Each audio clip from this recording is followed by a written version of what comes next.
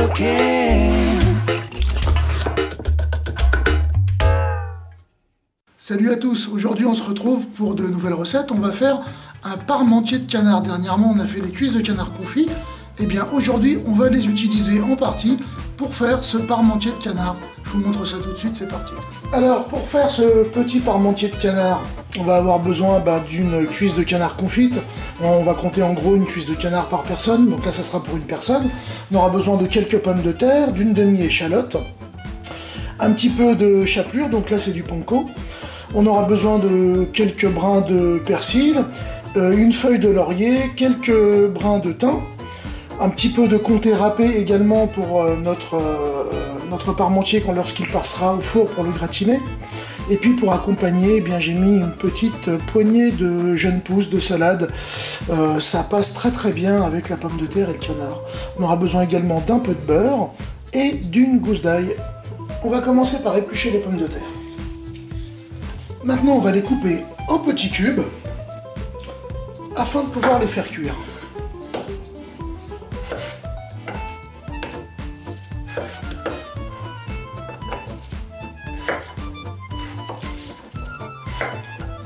J'ajoute un petit peu de gros sel et je vais couvrir avec un plastique transparent complètement. Voilà. Je vais mettre au micro-ondes mes pommes de terre pour faire notre écrasé de pommes de terre pendant 10 minutes. Allez, les pommes de terre sortent du micro-ondes. Vous voyez, c'est encore tout chaud, le plastique est en train de rendre la vapeur. Allez, on enlève. Je vais tout mettre sur la planche. Hop. Des petits morceaux de beurre sur les pommes de terre. Que notre écrasée soit bien fondante et bien goûteuse. Et maintenant, on va tout simplement l'écraser avec la fourchette.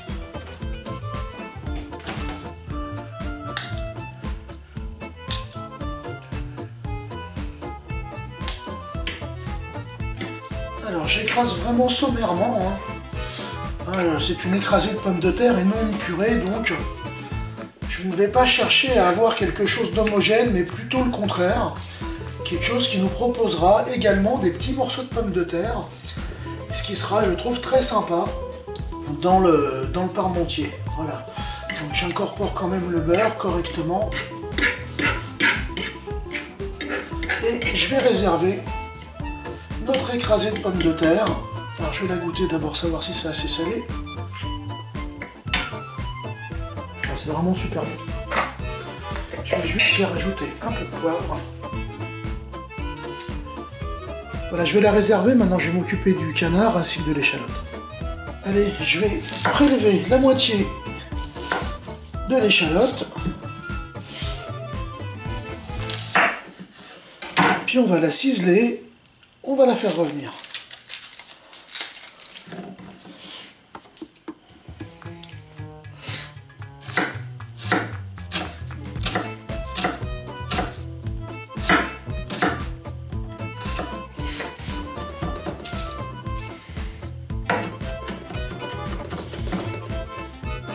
Voilà, je vais récupérer l'échalote ciselée, je la mets de côté.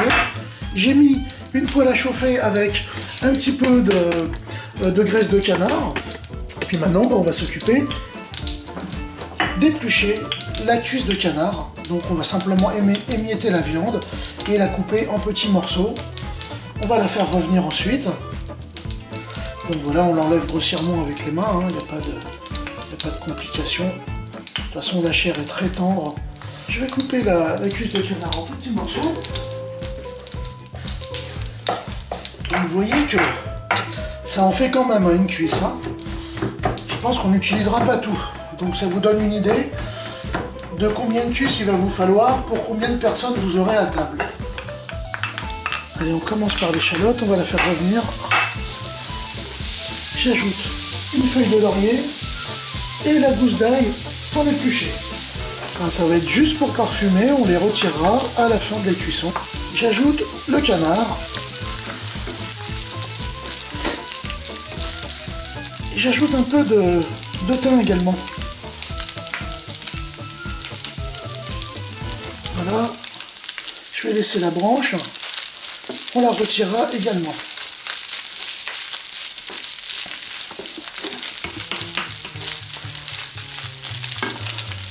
Allez, je vais débarrasser la branche de thym, le laurier et l'ail. Et on va pouvoir réserver la chair de canard et on va monter notre parmentier. Alors, on va commencer pour le montage déjà à émincer le persil que l'on a.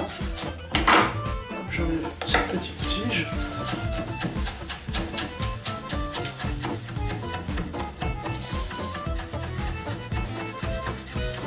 Alors il y a deux façons de voir les choses, où on va incorporer le persil à la viande, ou alors on peut l'incorporer également à l'écrasé de pommes de terre, ce qui lui donnera un aspect tout à fait sympathique également.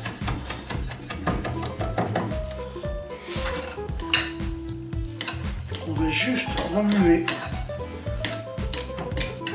ça lui donne une belle couleur. Pour le persil c'est ok, on peut monter le parmentier maintenant. Alors je vais utiliser un cercle en fait pour monter notre parmentier. Donc, je vais le graisser légèrement. Voilà. Donc je l'ai graissé simplement avec un agent de graissage tout bête, tout simple. Si vous n'en avez pas, vous badigeonnez avec un coup de beurre, un coup de graisse de canard, c'est tout pareil. Allez, on va commencer par un étage de pommes de terre. Donc on va bien mettre au fond de notre cercle. Voilà, on ajoute un étage de canard. On va pas hésiter à tasser pour que ça tienne bien. On remet un étage de pommes de terre, un autre étage de canard. On finit par de la pomme de terre. Maintenant, on va mettre un peu de fromage, donc le comté râpé que vous avez vu dans la présentation. Voilà. Et un peu de panko, donc de la chapelure. Alors le panko, c'est de la chapelure japonaise. Et en général, ça donne une belle couleur. C'est plutôt sympa. Voilà, notre parmentier de canard est prêt. On va le passer au four. Donc là, j'ai fait préchauffer le four 200 degrés. On va le passer 4-5 minutes au four. Tout est cuit. Le but, c'est juste de le faire gratiner. Voilà, je viens de le sortir du four. Donc je vous ai dit 5 minutes à feu fort, environ 180-200 degrés de préchauffage. Donc vous voyez, là, ça a bien gratiné. Donc maintenant, il ne me reste plus qu'à le dresser.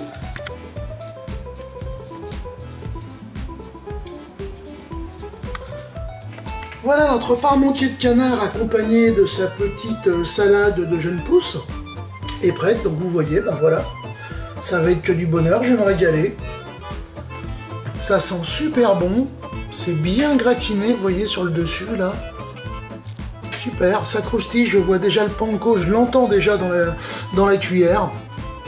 Bon bah écoutez, pour ma part, il n'y a plus qu'à, alors à table.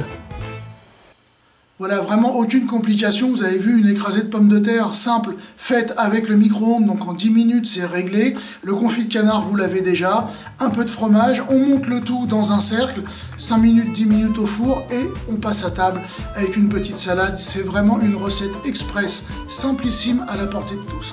Voilà, j'espère que tout cela vous a plu. Si c'est le cas, comme d'habitude, vous me laissez un com quelque part, Facebook, YouTube, Dailymotion, là où ça vous fait plaisir.